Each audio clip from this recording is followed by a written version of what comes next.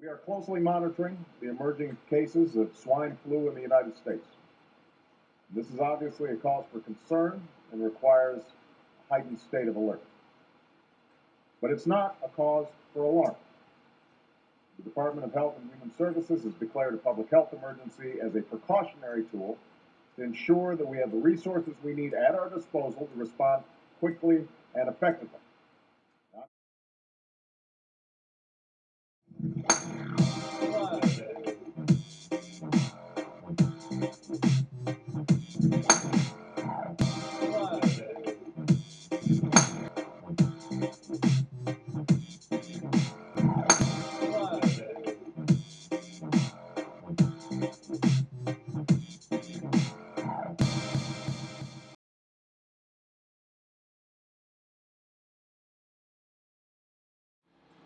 First, we are continuing to closely monitor emergency cases of the H1N1 flu virus throughout the United States. As I said this morning, this is obviously a very serious situation, and every American should know that their entire government is taking the utmost precautions and preparations. Our public health officials have recommended that schools with confirmed or suspected cases of this flu strongly consider temporarily closing. I'd like to briefly address the ongoing challenge posed by the H1N1 flu virus. We are closely and continuously monitoring the emerging cases of this virus throughout the United States. Overnight, we also received confirmation that an infant in Texas has died as a result of this virus. And my thoughts and prayers and deepest condolences go out to the family as well as those who are ill and recovering from this flu. This is obviously a serious situation, serious enough to take the utmost precautions. Secretary Napolitano. Have you been briefed by the CDC?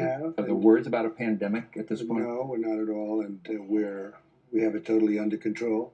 It's one person coming in from China, and we have it under control. It's going to be just fine. Okay, President. It's been just over a week since we learned about this novel strain of the flu virus that's now affecting people in at least 11 countries, or at least 11 of our states, as well as 11 other countries.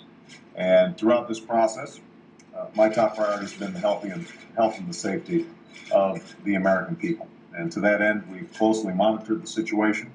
I am extraordinarily proud of the work that's been done by the Department of Health and Human Services, as well as the Department of Homeland Security and the CDC. We're obviously focused on what needs to be done immediately, identifying and mitigating cases of H1N1 in the United States, pre-positioning antiviral treatments for those who are infected, and making sure that they are distributed appropriately around the country. H1N1 flu has had its biggest impact in Mexico, where it's claimed a number of lives and infected hundreds more. Thus far, the strain in this country that has infected people in at least 19 states has not been as potent or as deadly. We can't know for certain why that is, which is why we are taking all necessary precautions in the event that the virus does turn into something worse. This is also why the Centers for Disease Control has recommended that schools and child care facilities with confirmed cases of the virus close for up to 14 days. This is why we urge employers to allow infected employees to take as many sick days as necessary. Coronavirus, Disney's closed, movie theaters are closed, hospitals being built. I think we're now up to our 8th case in the United States. How concerned are you? Well, we pretty much shut it down coming in from China.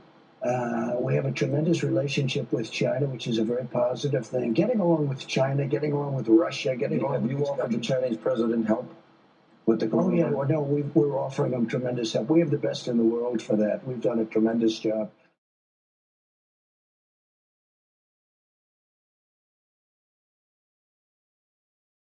All of us are concerned about the health of our families and our children. And our experience with the H1N1 virus over the last couple of weeks is a sobering reminder of how vital it is that we all recognize we're all in this together. We're one country, we're one community.